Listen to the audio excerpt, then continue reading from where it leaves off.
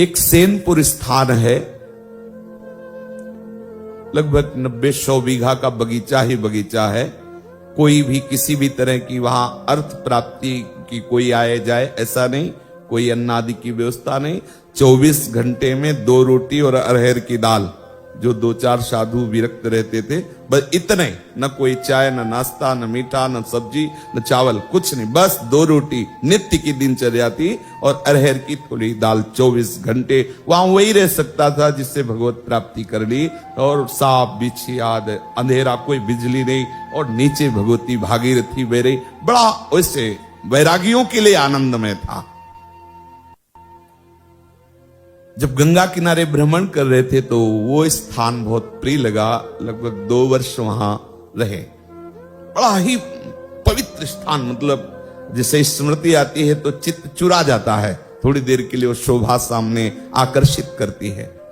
किसी भी लता के नीचे बैठो, गंगा जी बह रही, बहुत बहुत ही आनंद वर्धन करना, ऐसा वहां का वातावरण। पर बहुत कोशिश करते, निरंतर नाम नहीं चलता। बहुत परेशान से हो गए। जो साधक भजन में रुचि करते हैं वो इस बात को समझते होंगे। प्रयास करके बहुत हताश हो गए। फिर लगा क्या हो सकता है, निरंतरता, क्योंकि दिमाग में बैठ चुका था गुरु प्रताप से एक ही बात है, हर वृत्ति भगवत चिंतन परायण होनी चाहिए। करते करते पता नहीं कहां गोल हो जाता अंतःकरण में, कौन सी वृत्ति कहां, फिर परेशान कि कब सुधरेगी। वहां एक चमत्कार हुआ, एक घटना घटी। दोपहर का समय था, टूटा फूटा ऐसे बारंडा, उसी में विश्राम करने को होता था। तो सामने भगवान शंकर का विशाल पुराना मंदिर, वहां मध्याह्न में वही 2 रोटी और अरहर की दाल का प्रसाद पाके, अब बहुत बड़ा बगीचा था, अलग अलग कुटिया थी, किसी को किसी की आवाज सुनाई न दे। बारंडे में से लेते हुए थोड़ी ही देर में शरीर जड़ होने लगा। हिला नहीं सकते, बस चेतना है कि हम देख सकते हैं, और दिमाग काम कर रहा था। शरीर पूरा एकदम जड़ता को प्राप्त हो। बहुत ही सुंदर सुगंध, एक अलौकिक सुगंध, बड़ा उन्मादकारी सुगंध। सामने दृष्टि थी, हिल सकते नहीं थे।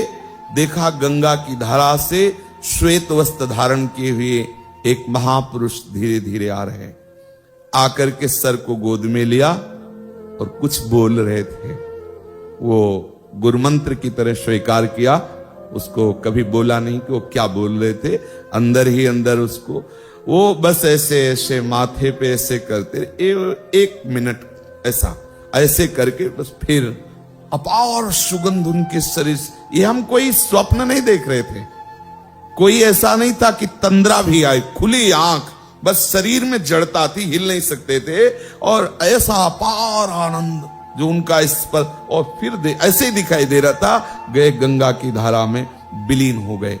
बस उस समय से वो परेशानी जो थी, कैसे निरंतर भजन चले। हमने जीवन में देखा है कि ये कोई न कोई रूप लेके आते हैं, और जहां उपासक अटकता है वहां ये पार कर देते हैं। अंतःकरण और अंतःकरण की वृत्ति के ये ही प्रकाशक हैं। ये किसी भी रूप में आ सकते हैं, किसी भी रूप में।